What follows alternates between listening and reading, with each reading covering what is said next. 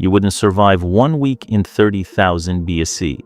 Your ancestors survived their entire lives. What did they know that you don't? Tonight, your heating shuts off. Forever. Food delivery gone. Grocery stores closed. Your phone dead. Outside, it's -30.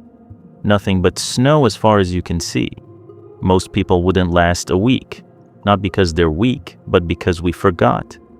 We outsourced survival to technology, to systems, to other people.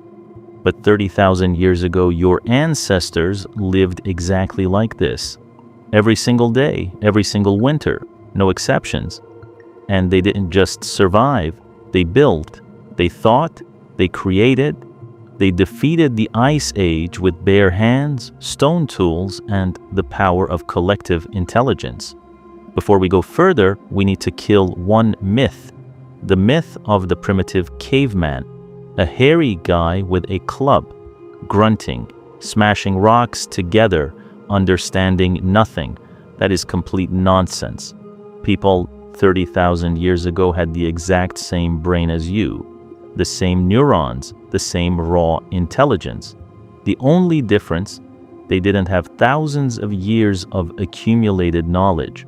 No libraries, no universities, no internet, but they built knowledge from scratch, generation by generation. Through trial and deadly error, the conditions were brutal. Winter temperatures hit -20, -30. Glaciers covered a third of all land. Mammoths with 4-meter tusks roamed the open steppe. Cave lions were larger than modern African lions. Wolves hunted in packs of 20. And you, a human, no claws, no thick fur, no natural armor, but with one thing, a brain that can think ahead. And that changed everything. Fire was the first technology in human history. Before fire, humans are part of the food chain. After fire, humans stand above it. Predators fear fire, all of them, always. One campfire at night and the cave lion walks away. Fire allowed cooking. Raw meat is tough to chew. It carries parasites. It can kill you. Cooked meat delivers more calories and kills bacteria.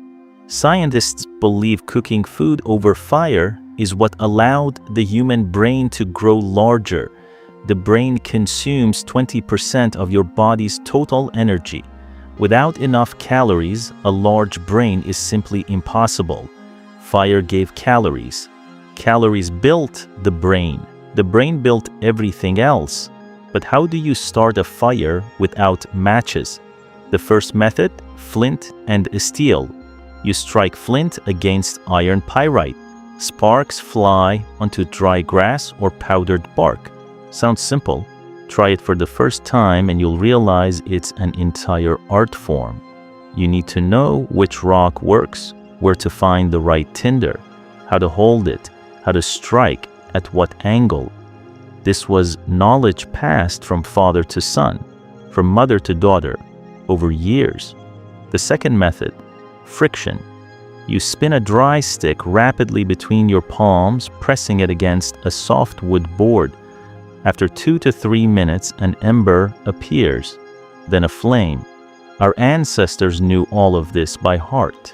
Now the question is, do you? But fire alone won't save you. The cold doesn't kill you in one dramatic moment. It kills you slowly, quietly, while you sleep.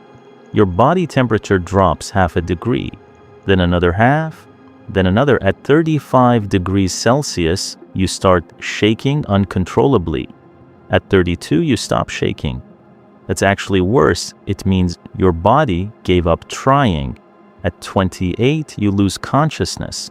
At 25, you're gone. The whole process can take just a few hours. So you need walls, you need a roof, you need shelter. In 30,000 BC, you don't have lumber yards, you don't have bricks, you don't have concrete.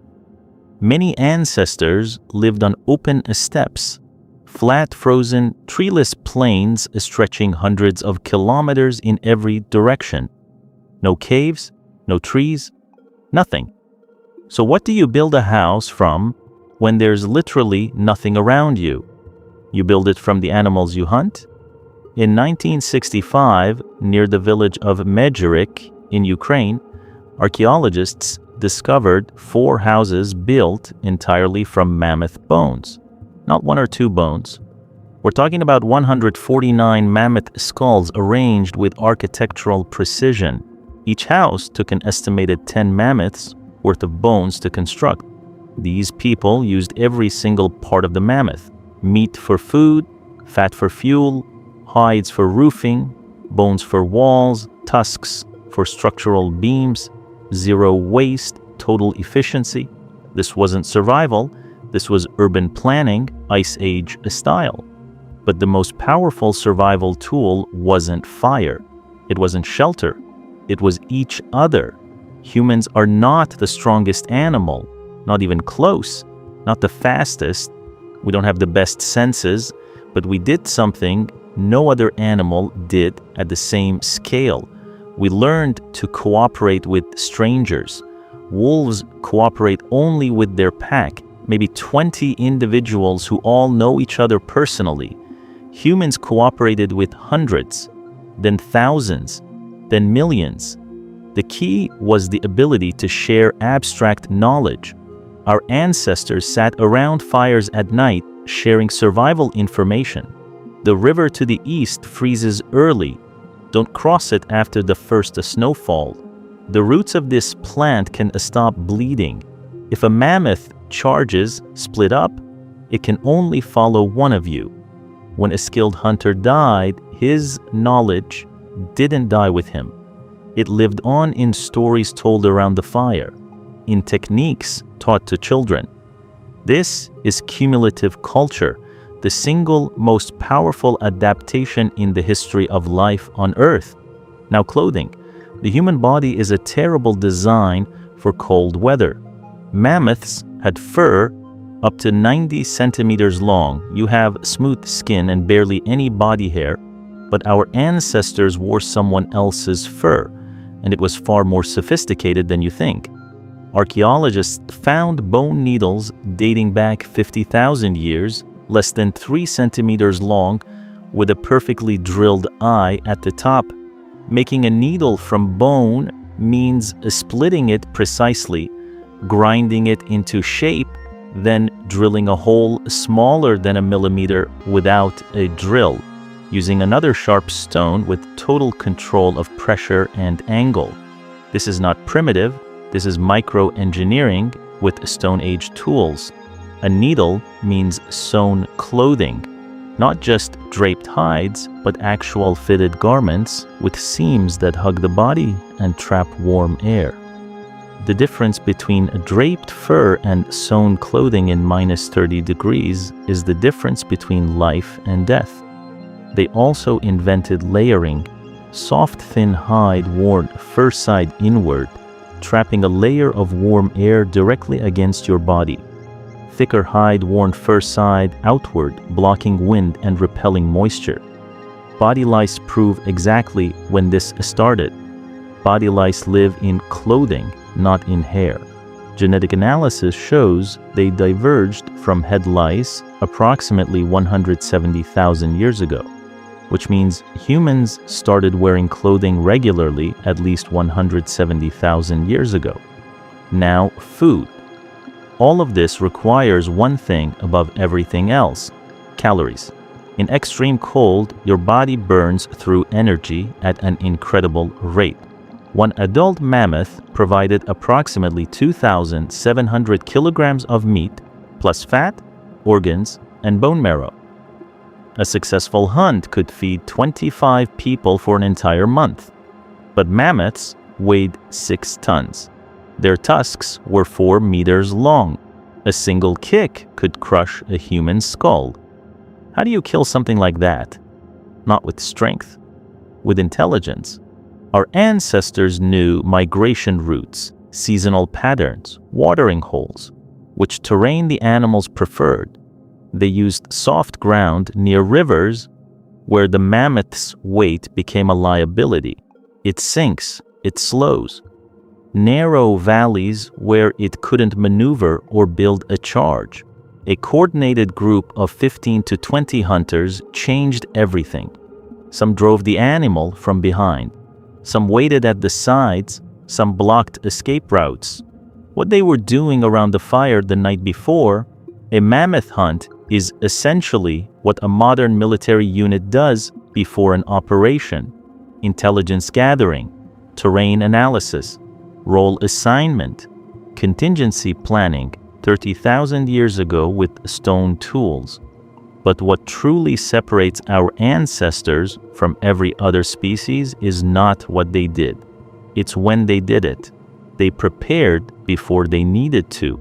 In late summer, when food was abundant and weather was warm, they sat around a fire and thought about a problem that didn't exist yet.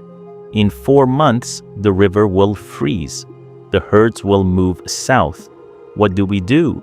This is prospective cognition, the ability to mentally travel into the future, identify problems that haven't happened yet, and solve them in advance.